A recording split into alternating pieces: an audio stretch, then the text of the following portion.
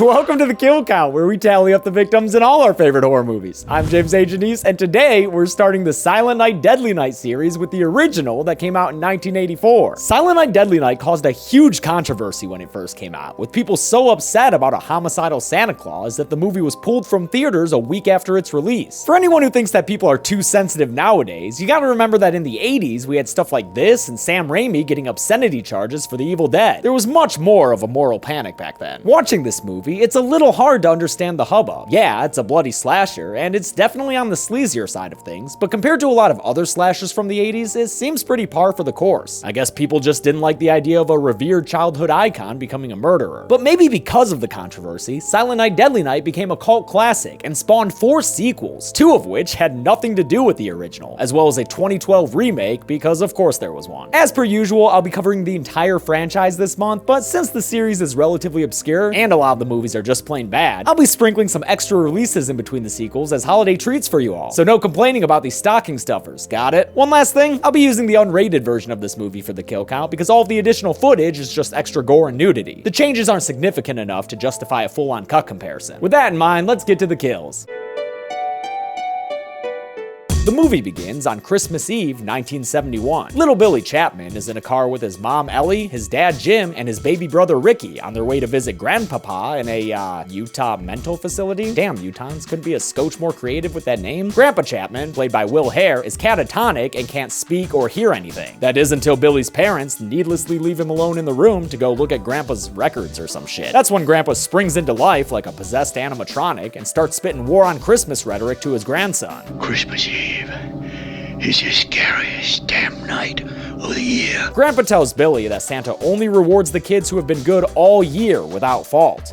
All the other ones, all the naughty ones, he punishes. And with that traumatizing imprint on poor Billy's young psyche, Grandpa Toy Stories back into an animation just in time for Ellie and Jim to come back and pick Billy up. I'll be good from now on, I promise. Too late, you cute little bastard. Get on out of here. Elsewhere, a dude dressed as Santa Claus walks into a liquor store and holds the clerk up at gunpoint. When the clerk goes for his own firearm, the Santa robber shoots him in the chest, knocking him against a poorly placed shelf of chips. The criminal Santa sees the clerk is still alive and puts 2 more shots in him, the final one in his head, to kick off our kill count with a bang. Or 3 bangs. Bang, bang, bang. The Chapman family is driving home from the Utah mental facility as this movie's reoccurring Christmas song plays on the radio. Santa's watching, Santa's waiting, Christmas Eve is slowly fading. When they see a Santa with his sleigh broken down on the road up ahead, they stop to help him out, even though Billy's already pissing himself at the sight of the big bearded man. Billy's wet pants are justified when Santa pulls out a gun, causing Jim to throw the car in reverse so he can back on out of Santa Claus Lane. Santa shoots at the car and stops at mid-getaway, and Billy doesn't waste any time getting the fuck out of there and hiding behind some roadside shrubbery. Good thing you did that, Billy. Turns out Santa killed your dad, who as far as we saw was never a naughty dude at all. Yo Santa, maybe recalibrate your moral barometer. That dude seemed alright. The Santa criminal then pulls Ellie out of the car and throws her to the ground, where he sexually assaults her by ripping open her blouse, before taking out a knife and killing her with a throat slit. Later on, the kill is shown more explicitly in a flashback, so I'm including some of that footage here. It's weird to me they didn't use it in this initial scene. Billy sees all this from the side of the road, but keeps his head down as the Santa criminal yells for him. Santa must have eventually lost interest in Billy and his crying baby brother Ricky, because next thing you know, it's 3 years later, and the kids are both at St. Mary's Home for Orphan Children. See, that's a little better on the naming front. It's not like Utah State Orphanage. The newly mulleted Billy isn't developing healthily here, with his Christmas drawing violent and graphic enough to get him in trouble with Mother Superior, the stern nun in charge of the orphanage. She doesn't have any sympathy for the Billster, nor his tragic familial history, and she also dismisses another nun, Sister Margaret, who thinks that Billy may need some extra TLC after the whole,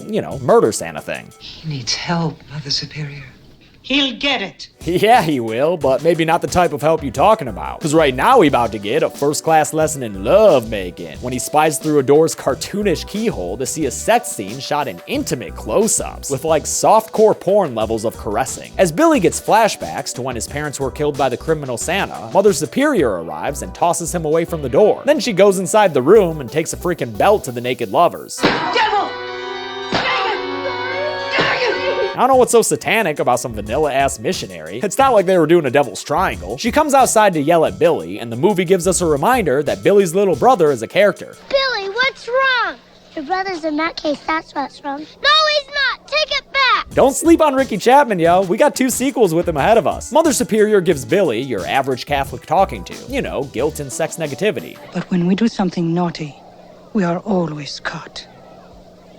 And then we are punished. And then gives him some corporal punishment with a belt. I wonder if it's the same belt she beat those naked teenagers with. Billy obviously has a rough time during the Christmas season, and not even his knockoff plush figure of Charles Entertainment Cheese can keep him from having nightmares about the night his parents died. To quell his nighttime anxieties, Mother Superior ties him to the bed? What, is she trying to play hide the soul? Nah, more like save the soul. And she thinks the best way to win that game is through exposure therapy. William will sit on Santa Claus' lap and behave. Yeah, that's a no-brainer. Kids never misbehave on Santa's lap. When they try to force it, Billy knocks Santa's Christmas lights out and then hides in his bedroom corner with his developmental issues on full display. I didn't mean to be naughty. Don't punish me. An off-screen Mother Superior finds him, and then we freeze frame on his terrified face. Oh, okay, because we're doing a time jump. That's cool. Billy is now a strapping young 18-year-old, played by first-time actor Robert Brian Wilson, and Sister Margaret has just helped him land a job for this dude Mr. Sims as a stock boy in a toy store called Ira's Toys, which I believe was named after the movie's producer, Ira Barmack. We get an amazing montage of Billy adjusting to regular working life with the most puzzling song choice I could imagine. And I won't need no more on the one side of the door. This montage is like Wisconsin levels of cheese, and it shows us how Billy is a good young teetotaling lad who has strong bones. The 2-minute-plus montage only ends after 2 false endings to the song and an epic choir-backed finish. Of the door.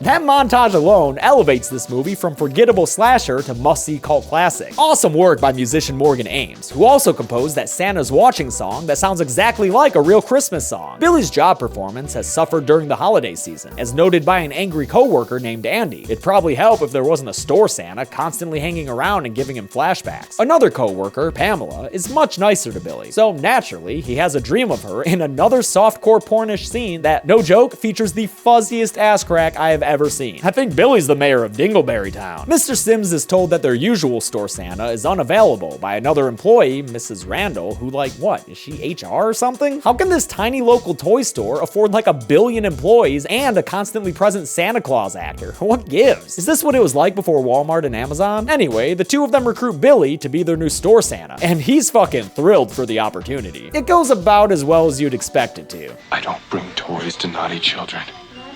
I punish them severely. But I guess the parents like the way he scares their kids into submission, so good casting call, Mr. Sims. At the end of the workday on Christmas Eve, Mr. Sims locks up and puts his party pants on. It's over! Time to get shit-faced! I will say this about the 80s versus now. It'd be great to get smashed at a work party with your manager and coworkers, even the random ones who are only here now to help fill out this party scene. I feel like this doesn't happen as often nowadays. Maybe because these parties kept leading to awkward conversation. Thinking about my parents. Oh, good. That's fine. That's fine. They're dead. Oh. With work parties like this, you've got to worry about drunken hookups. And after Andy and Pamela head to the back room together, we see just how poorly those can go. Billy drunkenly stumbles back there to follow them and sees Andy harassing Pamela underneath the Christmas lights.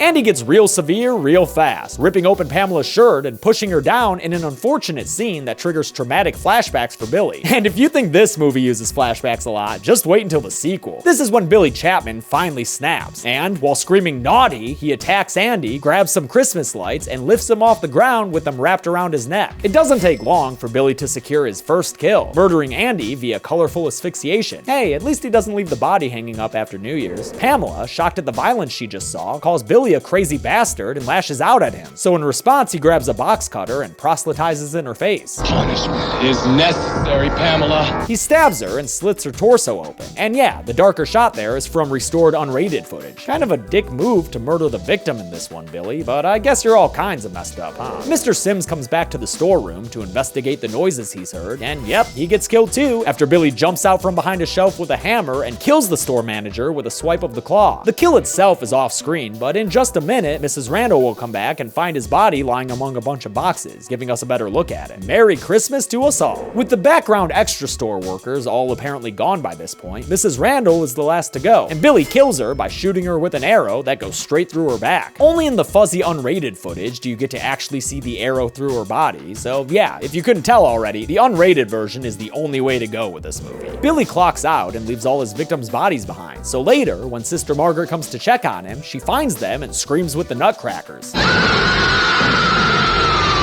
In a random house across the street from some overacting caroling extras, as though there were any other kind of caroling extras, two teenagers make out on a pool table. The girl, Denise, is either the sister or babysitter of a little girl named Cindy, but their relationship doesn't really matter. What does matter is that Denise is played by Scream Queen Linnea Quigley in her first proper kill count appearance, one that isn't as a topless soul inside of Freddy's chest. Instead, she's a topless teenager, making out with Tommy, who's played by Leo Geter. You know him, he was fake Howard Stern in Halloween 6. Does she get this riled up in the sack, Tim? I bet she wears crotchless panties and barks like a dog. Let's see how different of a character he plays in a movie 10 years before that one. You don't go back to bed. Santa won't come. He's not the only one. 2-ball in the corner pocket. Okay, not that different. Their extended sex scene ends when Denise has to go let the cat inside. And since she's Linnea Quigley, she does so topless. But Denise, look what the cat dragged in. Punish! It's a murder Santa! Billy axes his way through the front door and chases Denise into a wood-paneled den. God, that looks just like my friend's house growing up. After a short bout, he picks her up and carries her over to the deer antlers on the wall. Punished! Punished! Punished! He punishes her with the movie's most memorable kill, even though I totally forgot about it when I said the deer antler kill in Get Out was something I had never seen before. Sorry, y'all, it's been like 15 years since I last saw this movie. Even though, you know, how could I forget this? With random-ass Denise dead, we just need to kill her random-ass paramour, and Leo Geter gets it when he's stopped from making a phone call by Billy and then strangled with the phone cord. That mostly does him in, but just for good measure, Billy, rips off his shirt, and then with one more utterance of his boring-ass catchphrase, Punish! he lets loose and tosses Tommy out the window, killing him with a 2-story fall that only ever works on meatbag characters, never the killers. Oh, and a later shot shows him looking pretty Suspirian there. Nice glass shard effects. Billy re-axes himself, and on his way out, runs into little Cindy. Have you been good?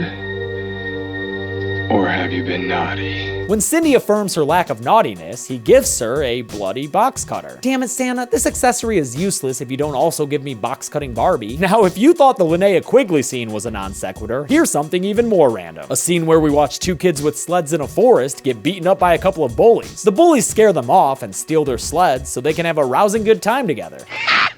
I'm sorry, what was that? Oh, that's what I thought you said. When the screeching bully takes his turn on the sled, Doyle rules! His ride is cut short by Mr. Billy Man.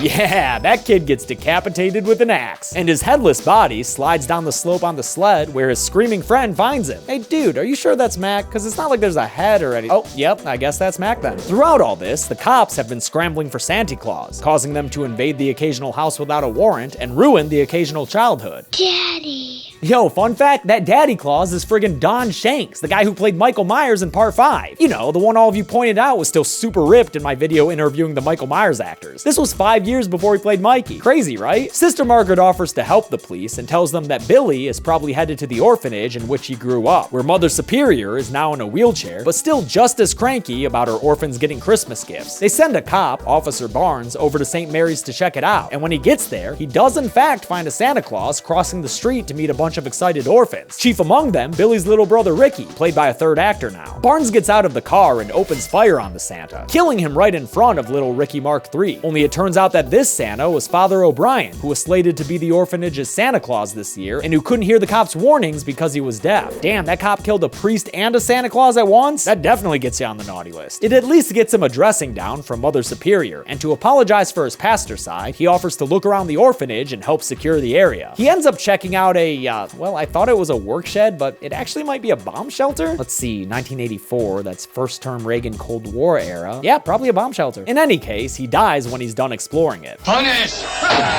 Yeah, he gets killed by an axe slash to the chest that sends him falling backwards down the stairs. I love the sunken place-like shot that moves past Billy to show the body. Fun stuff from director Chuck Sellier. Billy and his bloody axe lays waste to a poor innocent snowman who definitely had never been naughty, and then a little orphan kid goofs up hard and lets Billy into the building, even though Mother Superior warns the children against him. But Mother Superior It's Santa Claus. Kid's got a point, lady. It is Santa Claus. But instead of trying to explain what's happening to the kids, Mother Superior just comes right out and ruins their Christmas. There's no Santa Claus. Billy doesn't like that naughty talk, so he takes out his axe to kill the old nun. But his slow motion strike takes far too long, and he instead gets shot to death through the back by the police captain who came with Sister Margaret. The class act sister comes to Billy's side as he croaks out his final words to his fellow orphans. You're safe now. Santa Claus is gone. With that, Billy Chapman dies a dramatic soap opera-y death. And don't worry, Bilster, nobody's gonna miss you and your crazy judgmental ass. The movie ends with Ricky poised to take Billy's place, after giving Mother Superior a very spiteful glare down and adapting Billy's secondary catchphrase. Naughty. How many kills did we kick off our holiday season with this year? Let's find out and get to the numbers. And don't worry, I checked them twice. 13 people died in Silent Night, Deadly Night. The victims consisted of 9 men and 4 women, 3 of whom were topless when they died. No special pie wedge for that or anything, I just wanted to point it out. Naughty! With a runtime of 85 minutes for that unrated version, we wound up with a kill on average every 6.54 minutes. I'll give the golden chainsaw for coolest kill to Denise. Definitely the most inventive death in the movie, with some solid special effects work and all that footage cut out from the R-rated version. Plus, it's Linnea Quigley. Dull machete for lamest kill will go to Billy Chapman himself. There were a bunch of boring gunshot kills here, but when it comes to the movie's big bad, you've gotta do better. And that's it. Silent Night, Deadly Night came out in 1984 and only lasted a week in theaters before angry PTA groups got it pulled. A sequel would come out 3 years later and, well, you'll see more about that tomorrow, cause surprise, we're kicking off December with an extra release. But until then, I'm James A. Janice. This has been The Kill Count. Thanks a lot for watching this week's Kill Count. I want to thank a couple of patrons like Mike Kelly, Ian Korchak, and Anthony Brown. We have a very fun series ahead of us with Silent Night, Deadly Night. I know I'm giving you extra releases in between just in case, but watch these episodes. They're some of my favorites. These movies are so fucking batshit crazy, dude. The second one is a 40-minute recap of the first one. I'll show you tomorrow. Thanks, everyone. Be good people.